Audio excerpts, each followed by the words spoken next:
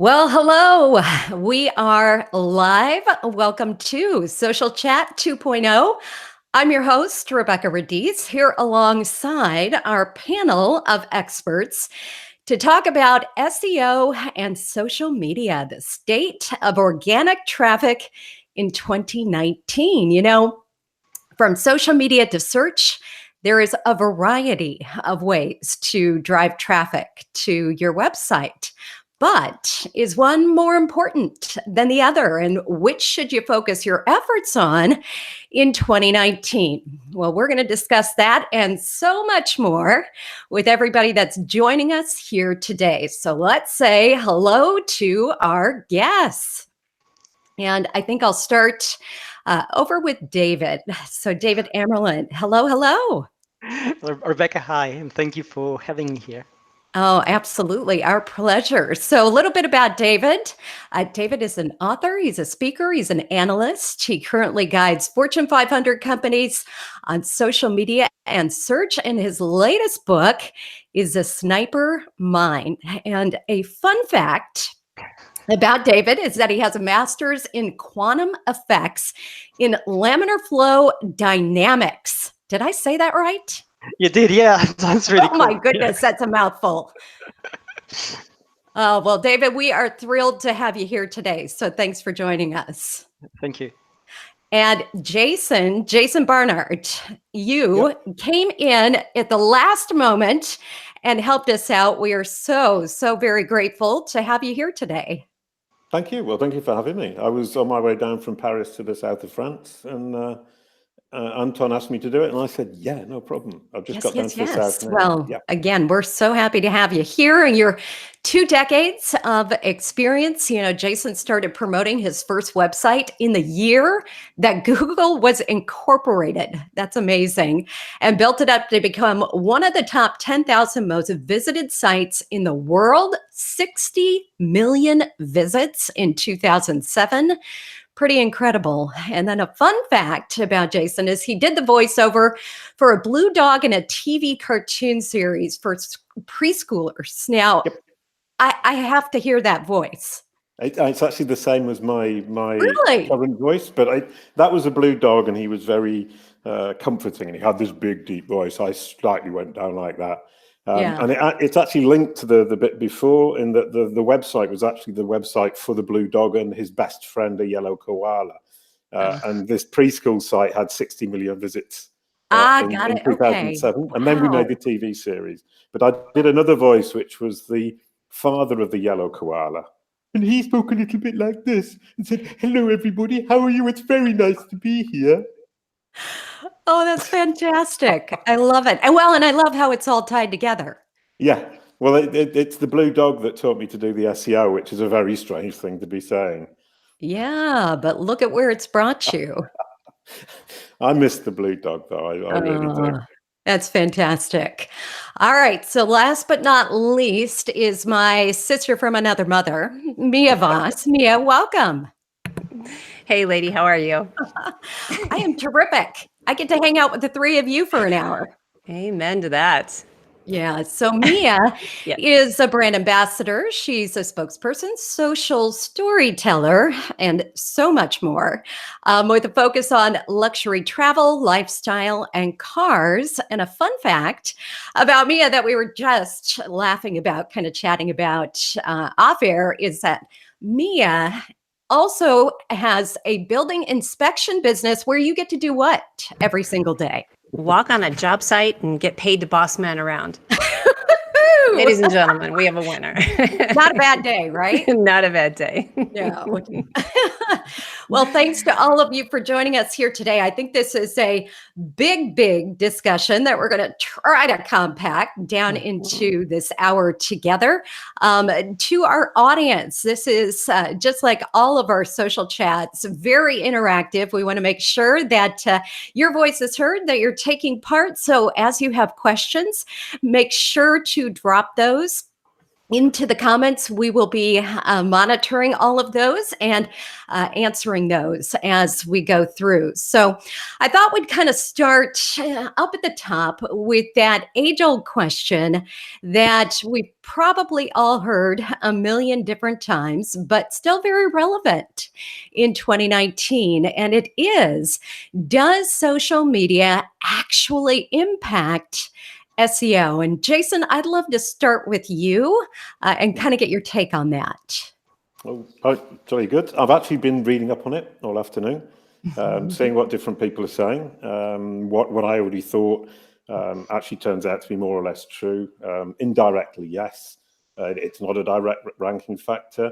It perhaps was before 2010, something like that. Matt Cutts apparently said it was.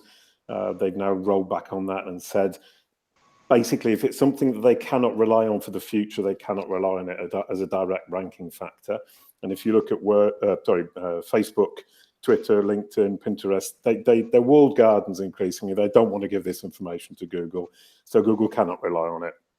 So they can't really rely on it as a ranking factor going into the future. However, indirectly, it does. Most people appear to agree that a lot of social activity will bring you links, and links obviously help with your ranking. I would take it a little bit further than that and say it also helps you in terms of your brand. I'm looking at brand reputation, brands, how to build your brand to become a better candidate for a high place, a high rank in SEO. Obviously, having a good, solid, positive social media activity in place is going to help Google understand that you are credible, that you are appreciated by your audience, and push you in terms of your overall brand authority, if we'd like to call it that. Increase your brand authority and make you seem like a better candidate to present as a credible answer to its users.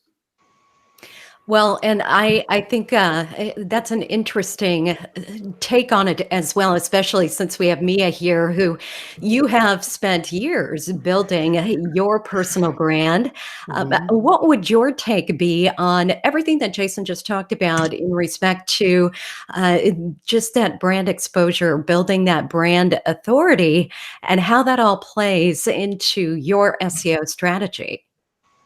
Yeah, he's right. It's indirectly, but what it comes down to is social proof, and that's where social media does provide you that atmosphere, that platform to provide the social proof, because you've got your content. But then when you look at influencers, and I like to look at it from the standpoint of the micro influencer, because the influencer has so much backlash right now.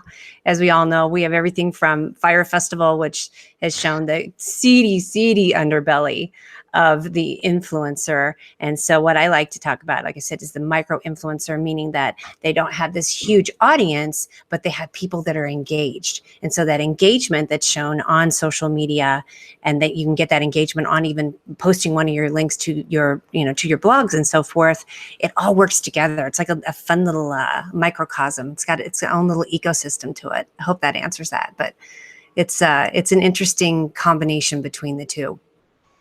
Oh, absolutely. Yeah. And definitely we have seen the dark side of influence. But to your point, I think there's so much benefit when you are able to leverage that personal brand that has a very hyper-focused community that can help you spread the word, that can help with that word-of-mouth marketing.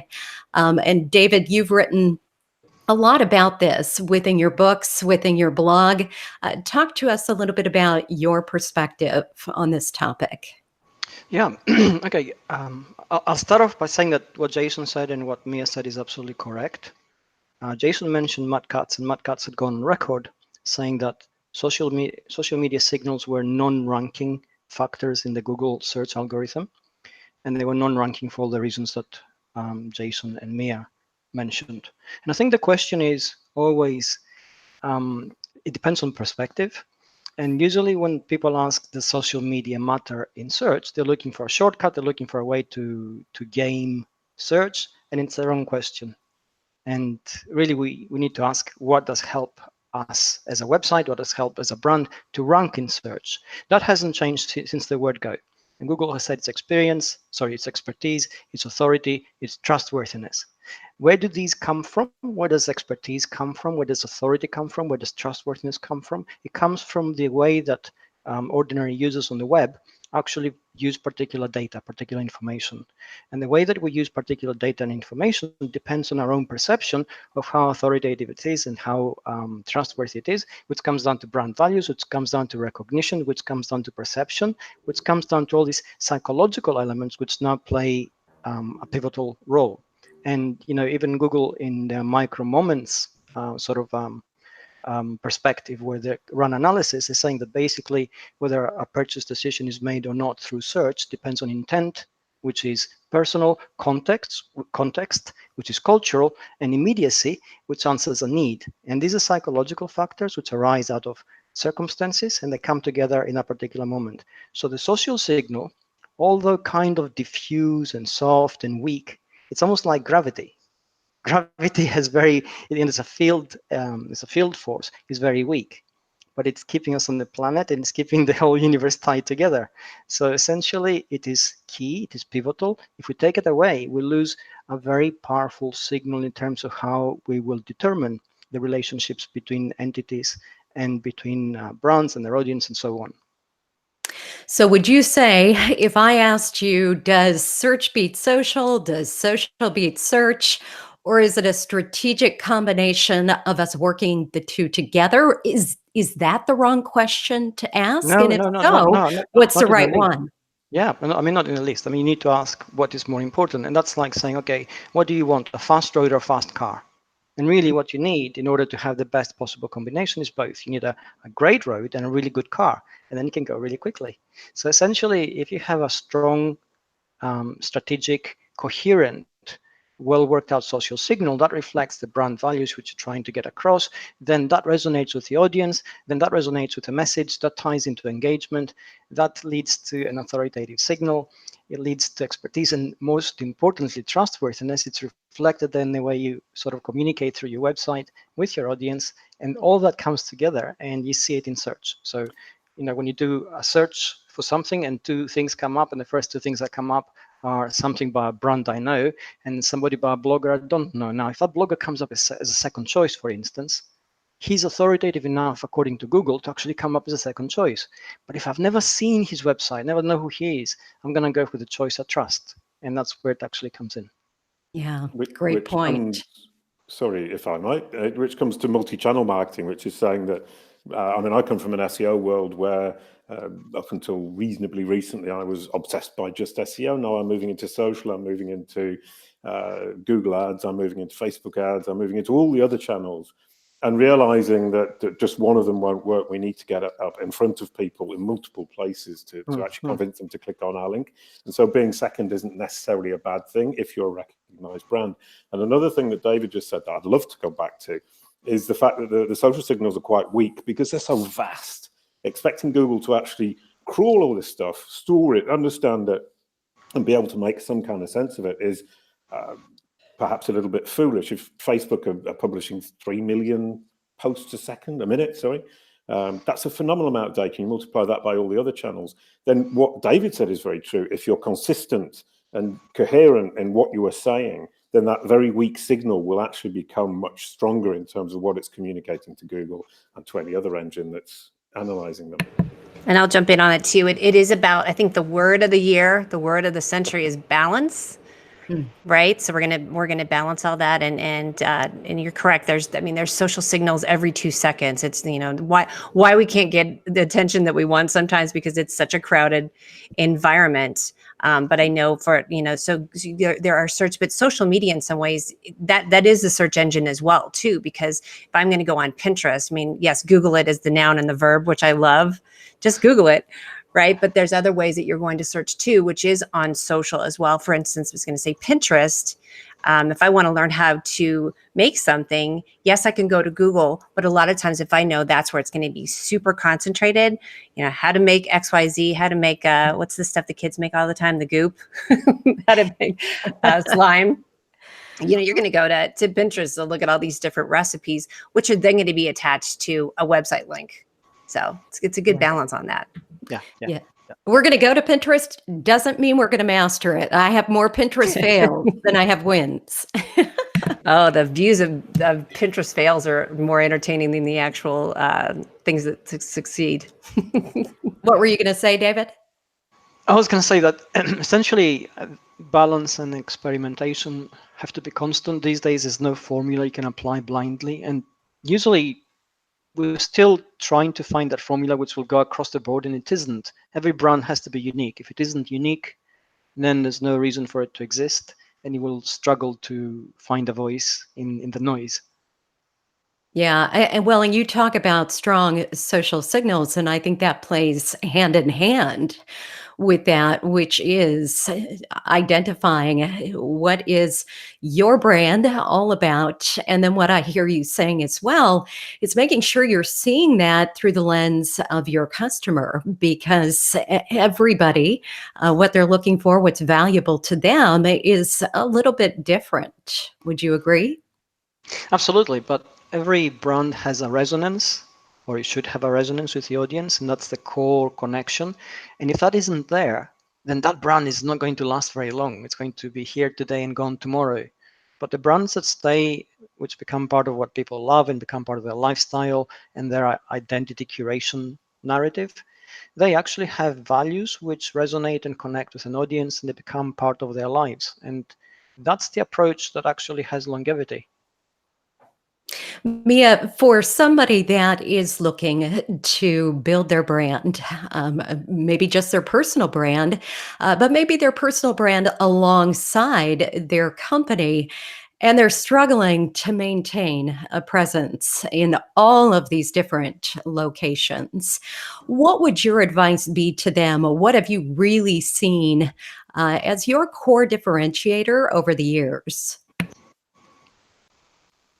Whoops! I just did a talk on this the other day to women in leadership in my city the other day, which was really fun to do, because what I helped them show was they do need to have their own personal brand that's aligned right with that, and they don't think about that as working with a company, right? They're like, I'm not my own personal brand. I just kind of blend in with the message, and so it was kind of fun. I was excited they were actually excited to even consider that, because a lot of people don't think they have their own personal brand. So, what I think for me too is it is the balance of all the different social media, but choosing the ones that I like the most. But what's interesting, I was watching the show that you had before this one with Jeff C. and Mike Alton and Stephanie. And I'm going to encourage people to go back and look at that before you even dive into a lot of the things we're going to talk to, because they were talking really about strengthening all your content, making sure all your content is consistent. And I think that is key as well in your personal brand, is just making sure all your content is consistent, if that makes sense. Oh, for sure. And I actually thought that was the word you were going to use as the word of the year or the word of the century. Between balance and consistency. Yeah. When we talk so boring, like consistency can be so boring. Sorry, we got so excited, but go ahead. Yeah. No, it can seem boring, like you're doing the same thing day in and day out. But to all of your points, that is what is really cementing our brand in the mind of our audience. And I think a really great question, Jason, that we just got for you is, as you're considering your business and your brand and making sure that you are coming up in those search results, how do you leverage social media to optimize the results when somebody is out there Googling my name? Yeah, well, I've been looking a lot into this. I started out 5 years ago looking at my own name, and have now started looking at other brands and other personal brands, trying to control what comes up. And social media has been the last brick, or the latest brick in my arsenal, as it were. And I've managed to get my Twitter boxes. So when you type in my name, if you do it now, if all the audience now types my name into Google, sees what comes up, if you're in English, you should see a message saying that we're on live. And I find that really great fun, because up until now, the effect that I've been able to have on my own personal brand SERP has been very slow. And with the Twitter boxes, I can actually now send messages. I sent one to my sister saying, hello, my wonderful sister, which she found really cool. And I had a good laugh with it. But I've discovered the real power of that particular part is it's taken me 6 months of daily tweeting, interacting with people like David and the other people in the SEO community to get those boxes. And it gives me 2 places in my own brand SERP that I now control, and I can control in real time, which is great. So if I go back a step, pretty much everybody before doing business with you will search your brand or your name. It's incredibly important to make sure that what comes up there is consistent, and coherent with what you're trying to get across as a message.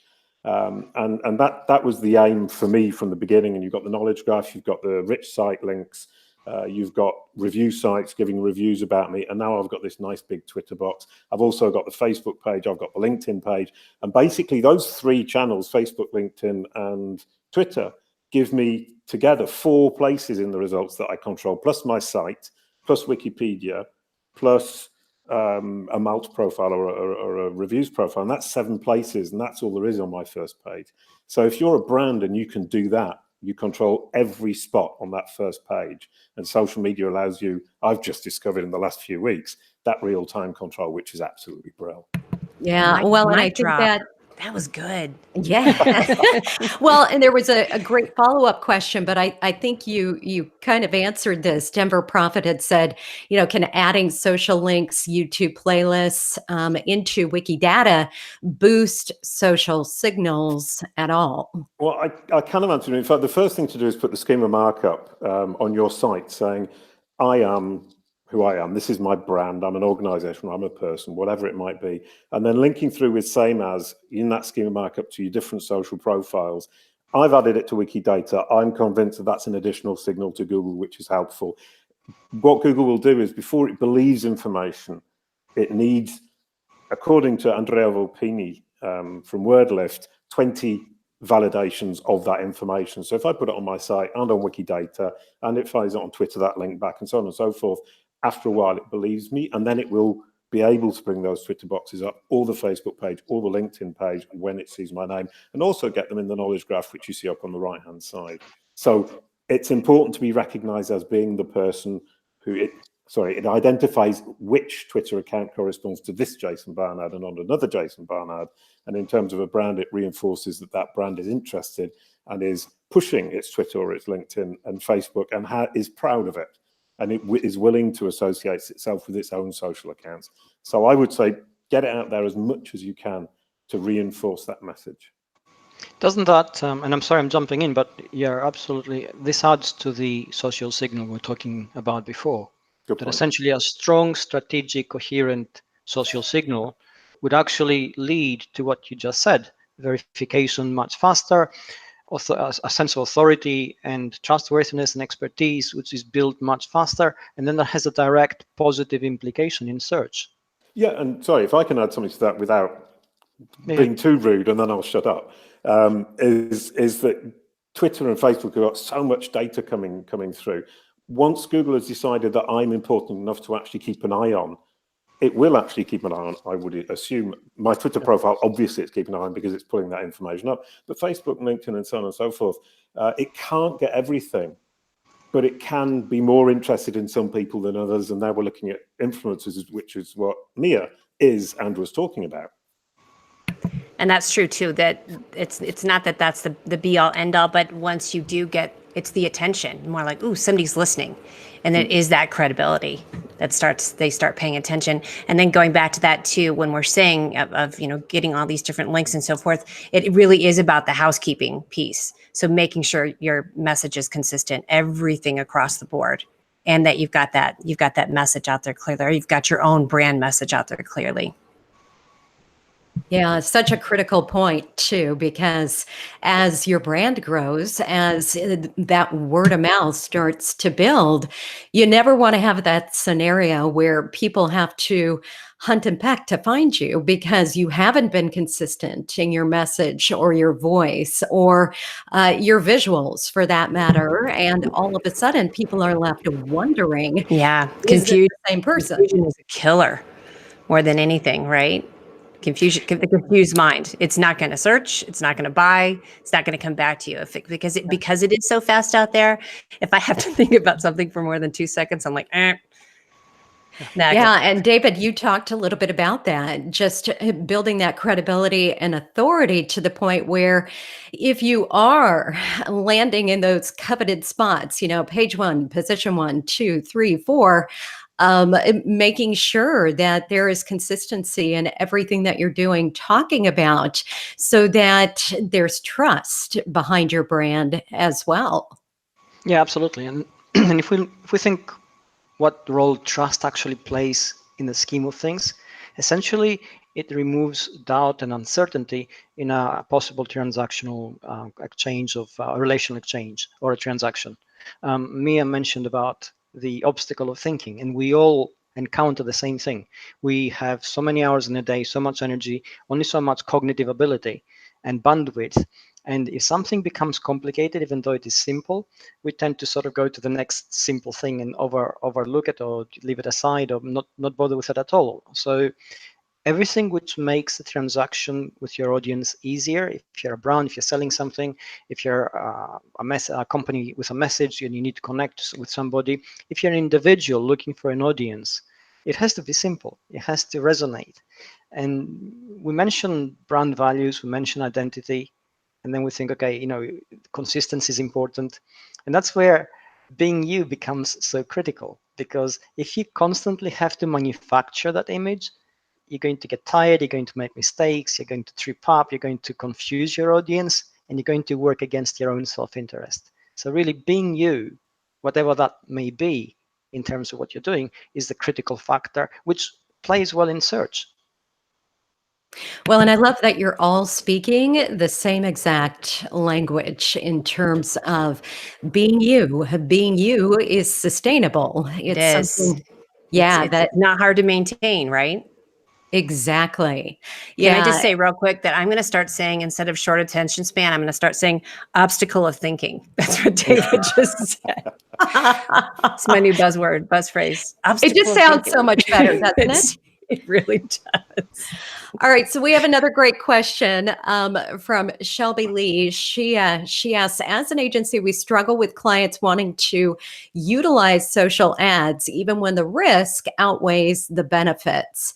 What type of businesses would benefit most from social media? Would a travel center benefit from social? Anybody? Yeah. Yes. Go ahead, and then I'll jump in. Okay, great. All right. First of all, understandably, clients want to a quick win, and to them, social media has so many people. They think if we go there, they're there. They're going to see our ad. We can target them, so we're going to get them in. And if they think that there's competition, Mia mentioned before the noise that all the adverts we see and how we don't engage and react with them. Well, everybody has the same thinking, so really you need to do something differently. So yes, Mia said, would you benefit? Absolutely. But how would you do that? You have to have a message which resonates with your audience. So if you're going for social media ads, they have to be as cohesive, as coherent, as strategic and carefully worked out as your content. And they have to basically be another expression of who you are, instead of a quick win which you buy.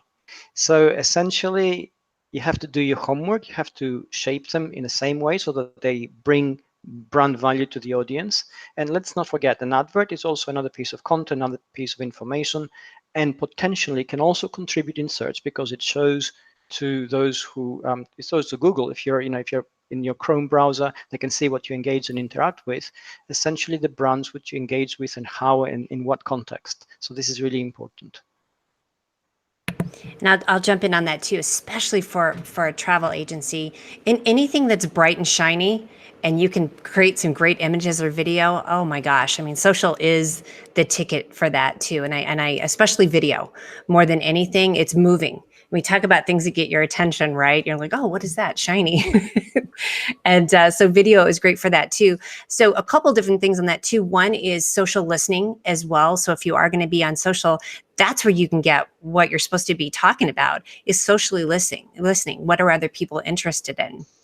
Does that make sense? Like you want to hear, like, you don't want to just put your message out there because that may not be, you may be missing what the point is. But if you're socially listening, especially going and looking at your competitors and so forth, I mean, that's the key. You're using, Google Alerts. You're going around and looking at what other people are talking about, by using hashtags. Honestly, hashtags are like the best thing if you want to socially listen. And then the other thing is user generated content. I look for that a lot. I just did a big story on I got sent down to Texas to go talk about this city. And then when I was going back and writing all the reviews, what I noticed on a couple of them is they weren't socially listening when people were actually talking about their restaurants and commenting back. And so that to me didn't give them as much credibility because they weren't actually talking back to people and they weren't socially listening. I get excited about that one too. Absolutely, because that's creating that full feedback loop, right? Where we're listening, we're hearing what they're actually asking us for, and then we can continue to create and actually create based off of what that real need is. Right. And then using that user generated content is exciting too, because it's not me talking about my business. It's somebody else talking about it. That's where that credibility and that know, like, trust factor comes in. If it's not just me saying how great I am, it's a bunch of other people saying how great I am. Yeah, I always liken that to, old school networking, where we would walk into a room full of professionals getting ready to talk. And instead of coming in and making our way around, shaking everybody's hands, getting to know people, we come in, with a bullhorn, screaming about how fantastic we are and how wonderful our company is. And as humans, we shut down pretty fast. So to your point, if we can allow other people to sing our praises, just what a beautiful way that is to build that know, like, and trust factor. And social listening, sorry, if I can just add one point to that. With social listening, you can take it further into SEO, which is kind of why I'm here, I think.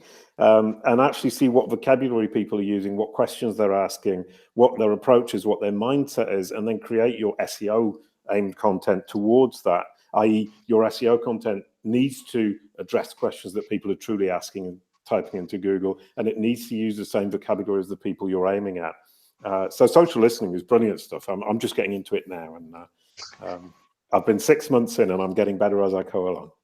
What? Just kidding. Jason, I'm gonna stick with you because you've got a follow-up question from Denver Prophet saying, Foursquare, is Foursquare considered a social channel if you have a verified Foursquare and someone tweets with the location of your biz instead of locality? How is that treated? With a Foursquare, I don't really understand the question. With the location instead of the locality. Yeah, because I'm English and not American. I could jump in on that one. Cool. With Foursquare. It used to be, I think it's still powered by Foursquare, but now it's called Swarm, is an app, and it's an interesting one. I do use that to check in places. So in some ways it is considered a social app. What's tough is that not everybody is attached to it. So me as a travel blogger, a lifestyle writer, and if I'm checking in somewhere and I go ahead and use the Swarm, what is the powered by Swarm app, it's not always necessarily connected to the location. So it works sometimes and sometimes it doesn't, because some people aren't engaged with it. I could go into a restaurant, they're not on that app. And so me checking in on it doesn't really go anywhere. It just kind of sits there, because then I also can't tag other people. So yes and no. In some ways, it if it's verified, it works great for somebody like me. If not, it doesn't really do much. Good answer. I hope. We have another great question that it really falls in line with everything we've been talking about. Stephanie Lucas asks, how do you expand an existing brand that has an interested audience, but not a dedicated one? So I'm going to kind of interpret here, but I'm assuming that's not a highly engaged audience. She says, how do you make them dedicated, which will increase that social signal? It sounds like so she has the numbers, but not the interaction. Right. That's my assumption. Well, It's also a case sorry. was gonna no go ahead. But wouldn't that come back as well to once again using the same language vocabulary that your audience are using? More you're speaking to them in their own language, in their own way, as they would talk to each other. The more interaction you get. And one thing I do notice with my clients is pretty much always they address everything from their own point of view. And it's very difficult to convince them to turn that around and start saying, what are your audience saying? What are your audience asking? And what do your audience want to hear? And as you said earlier on with the bullhorn, they're all going, well, we're wonderful. Look at us, look at us, look at us. We've got these great services. We've got this wonderful product. Our product is the best and everybody knows it. And people don't react very positive to that. They don't interact with that. And if you speak their language from their point of view, talk from the point of view of your audience, you will get much more engagement. Go ahead, David. Sorry. Yeah, no worries. I think you actually fleshed this out really nicely. Essentially, this is a trap, isn't it? We put in, if we are a brand, we put in a lot of value, a lot of effort, a lot of work into what we do. We do so because we're convinced that it has value for the audience, which then makes us convinced that we understand what's important to them. And usually what lacks in that long sequence of events is empathy. Because if we had real empathy, then we'll be able to see the audience from their perspective. We'll be able to see our efforts from their eyes. And then we'll be able to see the value which we think we deliver from what they consider to be valuable. So if you have an audience which is interested, it means that they perceive you as an entity which has something important to say, relatively trustworthy and authoritative, but you fail to resonate with them. You fail to connect.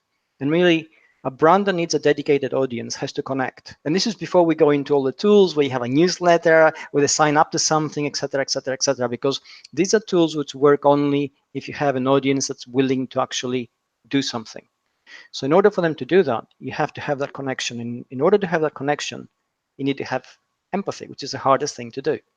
And that's the exercise in reverse that we need to get into now as we get into the personalization of business and the switch of power from the central vertical of search, for instance, where we used to go to search to find everything out, to the individual. And interestingly, Mia mentioned Foursquare and the app, and most of us use a lot of apps. And those apps take the power into us as an individual. Then that power is only as good as the community that the app has and the content that it pulls in, etc., and so on. And that brings the balance of power into what we do as people. So if if a brand can actually break through those barriers, can go into an area where we basically would want to follow them, then it will lose us. And just from a couple of just practical applications in this as well, honestly, live streaming right now too, a business live streaming, and having that, I mean, talk about breaking down barriers. You're talking directly to them and wanting them to talk to you and comment, kind of like how we're doing on the live stream here. That's a perfect way to even get started, kind of a goofy fun, like, hey, so we're listening, right? And kind of have this fun thing where you talk to me and then you can bring up the comments, or you can repurpose again with that user generated content that's generated from them. You're getting them to actually talk to you. So I love live streaming from that purpose, just to get people to say, hey, I'm listening to you. Let's hear what you have to say. Yeah. That can also be a little nerve-wracking though, right? Mia, It can, but you gotta evolve, folks. Sorry. It's just, and you can practice too. We've all done that too. Like, so right now, let's say we're on here right now. If I look down at you all and looked at myself, I'd be looking down here. I have to look right at the camera, which feels weird. So practice, but I really will say that is, you can make it fun and easy. Don't over perfect it. So, but I will acknowledge that it is a tough thing to start. Yeah, one thing you just said is don't perfect it. I mean, I'm a big fan of that. I mean, let the dog bark. Let something drop. Bloopers are funny, folks. Isn't it? I mean, that comes down back to being you. And essentially, I mean, Mia has direct experience of this as a brand ambassador. The brands essentially are projecting their own personality through hers, and they're saying that we're vulnerable, fun, and human, and trustworthy, and you can relate to us. Right. And I think that's the most difficult thing. It's a transition from the 20th century where everything was monolithic and very corporate and at arm's length, and used to take a lot of money as a barrier to create something, and that used to stand for authority and expertise and trustworthiness, to now going down to say, hey, this is an imperfect video which we put together because we're just like you and we resonate with you as an audience. And I think it's that mental transition that hasn't happened for many reasons yet, because the people in charge are still those who are in charge in the 20th century. They have that mindset, and businesses are going to evolve very slowly. So we've talked about SEO, we've talked about intent-based search, we've talked about social signals. Let's transition to what I think is another really big topic, which is artificial intelligence. And is it, in 2019, changing the way search engines determine ranking? Jason, you want to take that? Yeah, well, absolutely, yes, it is. Very short answer. The fact that today, I mean, we had all this argument about ranking factors, what's important, what isn't important. Google would speak publicly when people ask them questions about specific things, about updates. They would say this is an update that concerns thin content or inbound links, whatever. They have stopped completely. They no longer confirm or deny updates. They no longer tell us what's going on, and that's because the algorithms are becoming more and more opaque to them as much as to us, or as well as to us. And so they're doing the updates. The machine learning is pulling a lot of information, a lot of signals in, a number of signals that we can't even begin to imagine as human beings. And so what's affected this particular rise or fall in rankings is now even more impossible for us, but also for the people at Google to truly know what's going on behind the scenes, which sounds kind of scary. But it's actually, from my point of view at least, really positive, because it now means the opportunities to cheat or to do black hat are going down. The opportunities to have the shortcuts that David was talking about and to truly have the expectation that they would work are now more or less out of the window. And we can now say building good content that appeals to your audience, that answers the questions your audience are asking, allowing that content to be crawled, building it in a way that Google or another machine can present it to its audience, be it on a voice assistant, be it on a browser, be it on a mobile phone, wherever that might be, presenting it to Google or Bing or Amazon so that it can present it is incredibly important. We end up in a situation where traditional marketing, traditional content creation, traditional writing is coming back to the fore. And I think that's incredibly exciting. If you've got quality content presented in a beautiful way that the machines can actually present, they will present it if you are a credible, and that comes back to EAT, credible answer for their user who will satisfy their users. And I think that's something we all forget, that all of these people coming in from Google are their users, not ours.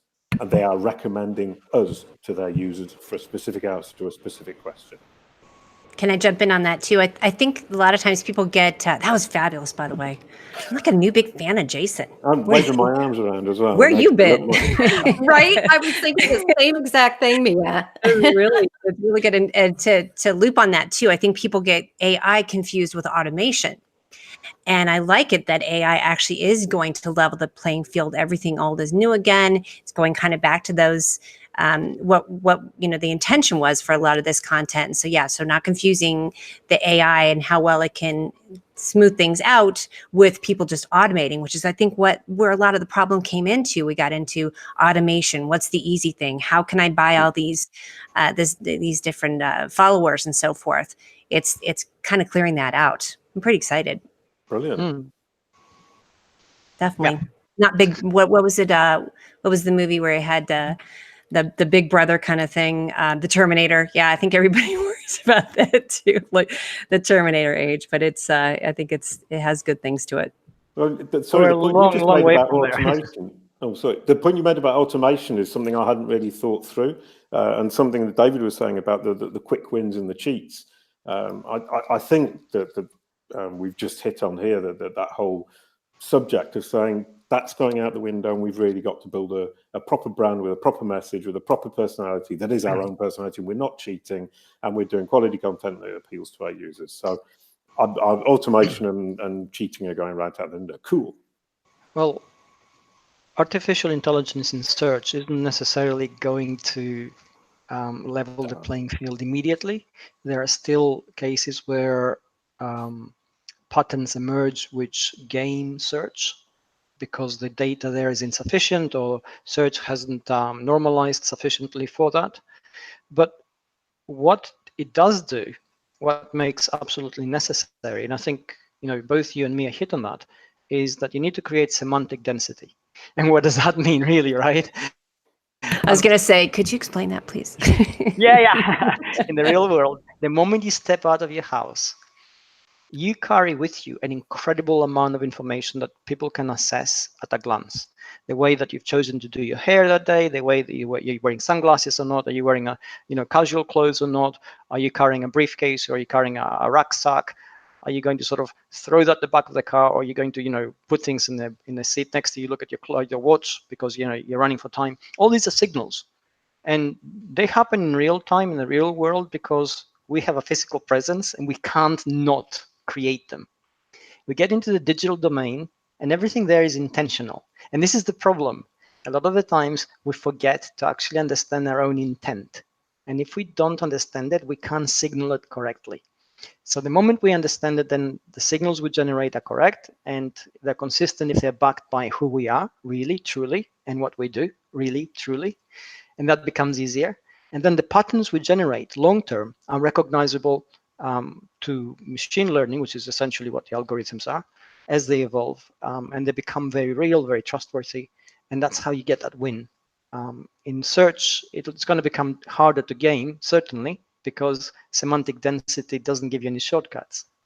So you can't really fake it very well. But in the short term, there will be those clusters where, because of insufficient data and perhaps a lot of false positives, you're going to get things not working properly. Sure. And that really brings us full circle back to Stephanie's question about having an existing brand that has an audience but doesn't have an engaged audience, and really understanding where is that disconnect happening. And I love that you always bring it back to empathy, David, because that really is our key to kind of our guiding light, isn't it? That we are able to get inside the head and eventually the heart of our audience.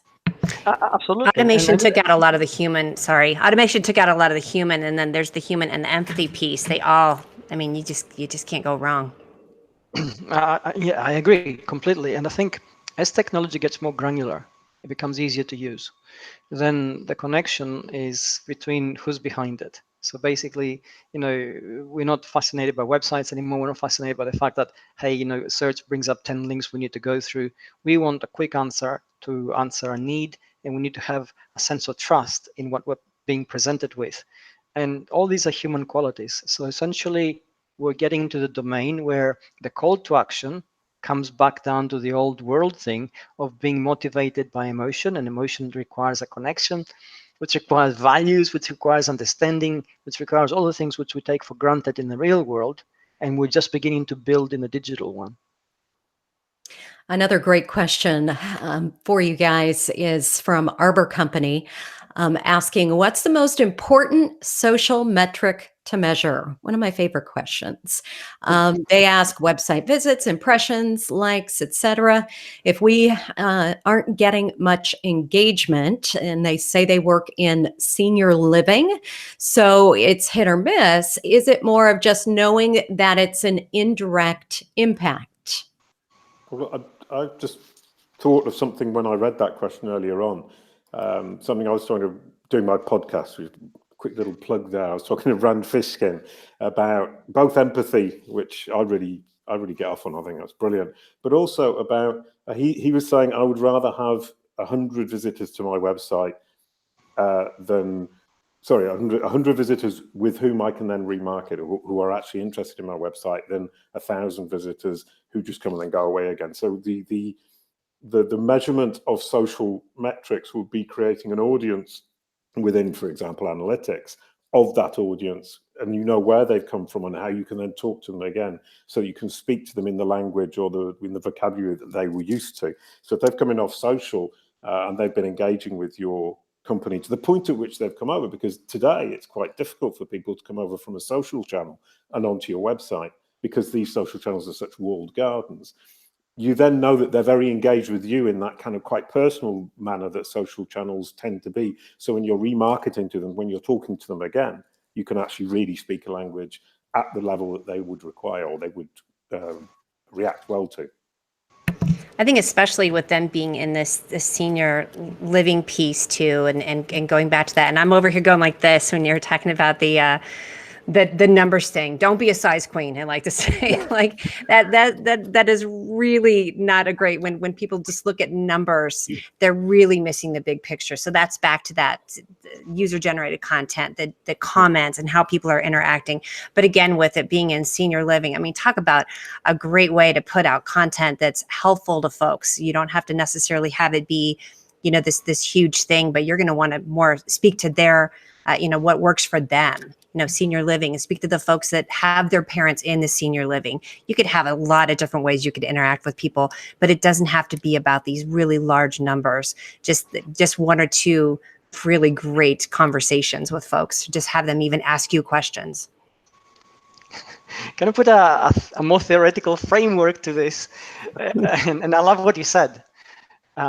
In a network, everything is governed by mathematics, essentially. You have nodes and you have edges, and you have the value of each node, which is mathematically calculated based on a number of other nodes it's connected to, and the strength of that connection. And what they usually find, and I mean, in a real world setting, it comes down to how many people do you know?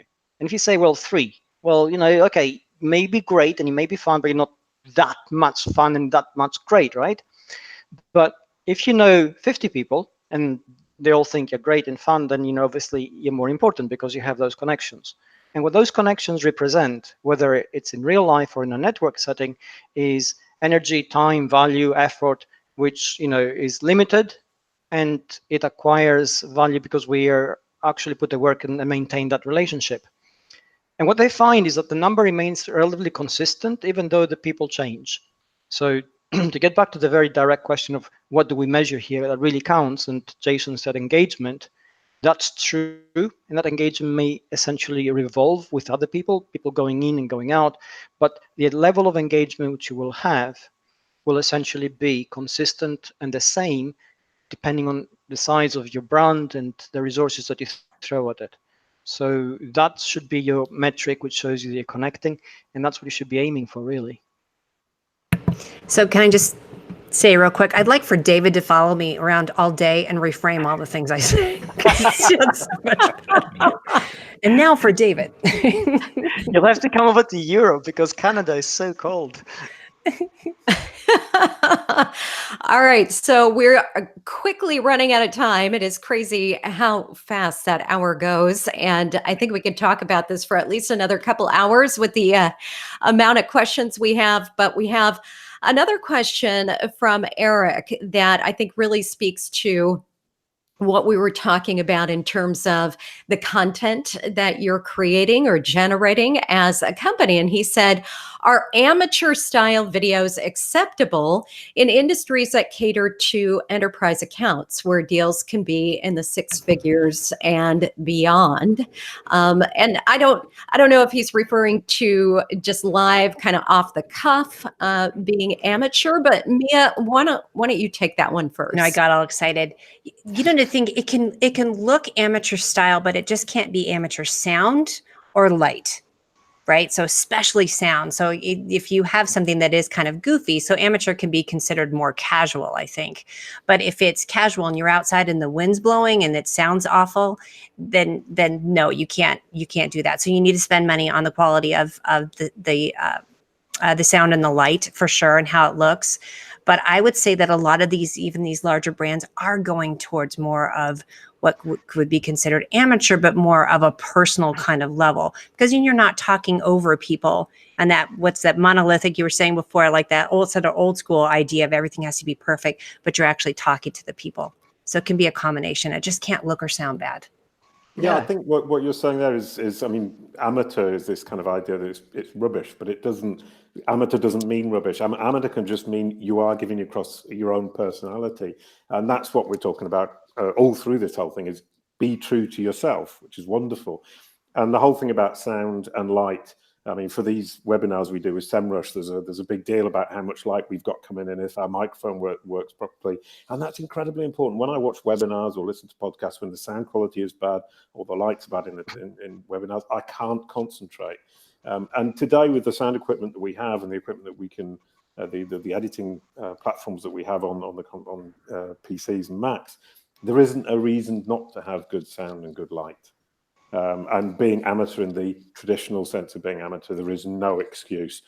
Being amateur in the sense of being true to yourself, there is every reason to do it. There you go. I got to the end. It's semantic density again, right? It's a communicative value of the moment. Because if the communicative elements are not there, if I have to work really hard to understand what you're saying, or if you're cutting out every third word, and then I have to work very hard, then it's not there, right? Because there's no communication. But if you're communicating, then you're communicating. If you're communicating, you are connecting. If you're connecting, you're engaging. If you're engaging, you're winning. You're building a relationship. So the slick and the packaging, which we used to have in the past, which we needed to convince ourselves that somebody meant business, is easy to get now. So it doesn't have that kind of value. What really connects is me feeling that you actually feel what you say.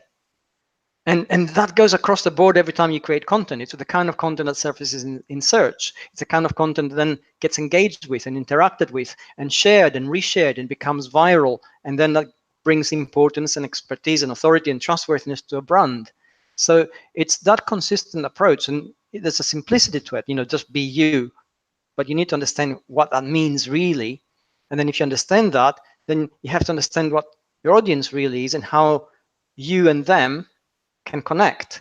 And that is so hard. It's hard to do with us as individuals. It's really hard to do intentionally as a company because you have to break everything down and then you have to start practicing exactly what you preach. You can't lie on this. You're going to get caught out. And there's that balance. Yes, absolutely.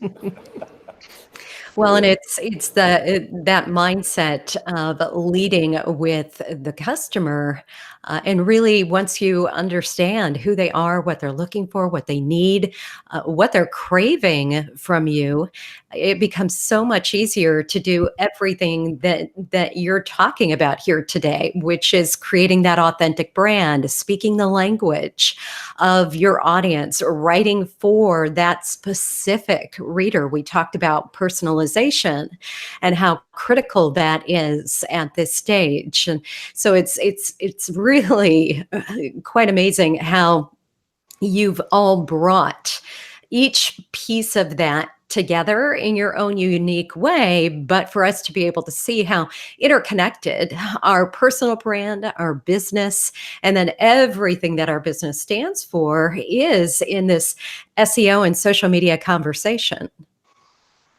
Yeah, absolutely. Yeah, Super. Definitely. Brilliant. I actually just went through the whole thing and I've been collecting words starting with C. Consistent, convincing, credibility, content, cross-channel, connect, customer, communicate, and use your own true character. There you Those go. are all things we've said today. All C's. Then there's my other two favorite, the obstacles of thinking, still big on that one, and semantic density. But they don't start with C. Which is now ingrained in our brain, right?